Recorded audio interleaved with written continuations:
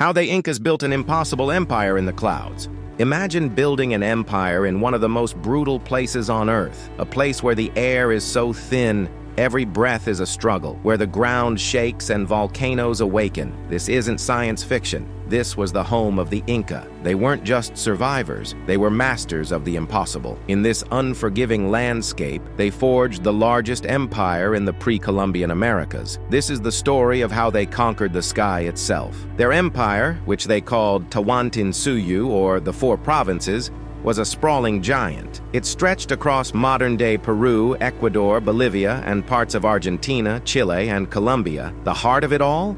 The magnificent city of Cusco, and their common tongue? A language called Quechua, a language so enduring it's still spoken by nearly 10 million people today, a living echo of a lost empire. Here's what's truly mind-blowing. The Inca built this colossal state without the wheel, without draft animals, without even a system of writing. Think about that. No horses, no oxen, no written words to send commands. Yet they engineered monumental cities, vast road networks connecting every corner of their domain, and brilliant agricultural systems that fed millions in the harshest of environments. They were geniuses of logistics and engineering. So, where did they come from? Their origins are wrapped in myth, stories of gods, and legendary kings. Legend says their first ruler, Manco Capac, a literal son of the sun god, founded their royal dynasty, a divine bloodline that would rule for generations. But the Incas' explosive growth began around 1438, under the command of one man, Pachacuti. He wasn't just a ruler, he was a revolutionary. He transformed the kingdom of Cusco into a powerhouse, and it's believed he commissioned the jewel of the empire, Machu Picchu, a breathtaking city in the clouds built with a purpose we still debate today. This architectural marvel, perched on a mountain ridge, stands as a silent testament to the vision of Pachacuti and the skill of his people. Pachacuti's strategy was clever. He preferred diplomacy over war. He would send envoys to neighboring tribes, offering luxurious gifts and the promise of prosperity within his empire. A golden handshake. Most accepted. They knew the alternative.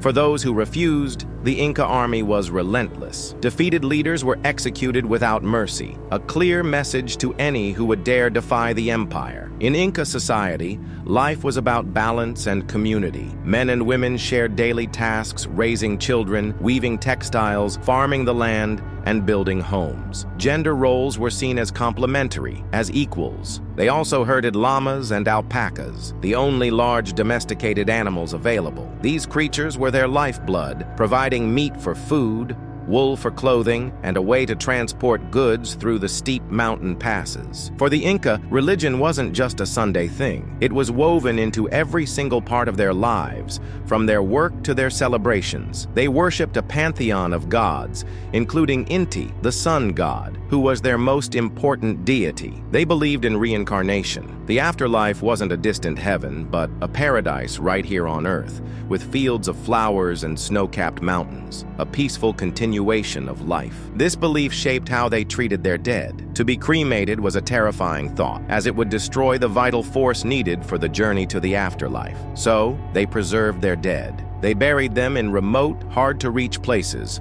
often high in the mountains. The cold, dry air of the Andes naturally mummified the bodies, preserving them in astonishing detail for centuries. And these discoveries revealed a darker side. Many of the mummies found were children. They were human sacrifices, offerings meant to appease the gods. The most famous is La Doncella, the maiden, a 15-year-old girl found perfectly preserved atop a volcano. She appears to have simply fallen asleep, a chilling and tragic victim of her people's faith, a human price paid to the divine. But their legacy is also carved in stone. The Inca were master architects. Just look at Machu Picchu. Their buildings were made of massive stone blocks, cut so precisely that they fit together without a single drop of mortar. You couldn't slip a knife blade between them. This incredible craftsmanship has allowed their structures to withstand earthquakes and the test of time for over 500 years. They were also keen observers of the sky. Inca astronomers tracked the sun, the moon, and the planet Venus. Their calendar was tied to these celestial cycles, guiding their planting and harvesting seasons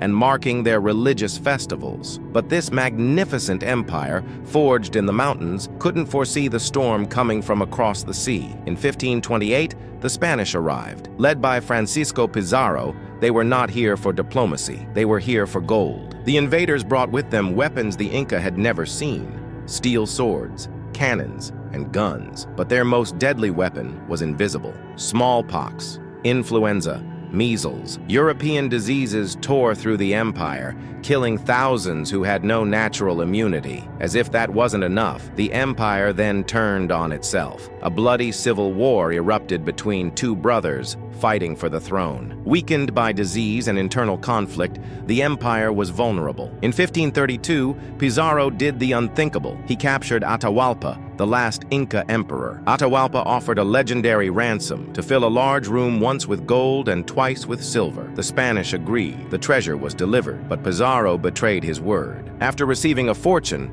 the Spanish executed Atahualpa. With their divine leader gone, the Inca Empire began to crumble. Many tribes, once conquered by the Inca, saw the Spanish as liberators and eagerly allied with them. By 1572, the last Inca stronghold fell. The last ruler, Tupac Amaru, was captured and publicly executed. The resistance was over. The great Inca Empire was no more. The Spanish forced their religion and their rule upon the survivors, enslaving many to work in the gold and silver mines. But the spirit of the Inca was never truly extinguished. Today, their descendants live on in the Andes. They make up nearly half of Peru's population, keeping their traditions, their language, and their pride alive. They carry the memory of an empire that once ruled the sky. Subscribe to the Vault of Chronicles channel. Stories you've never heard, every day here.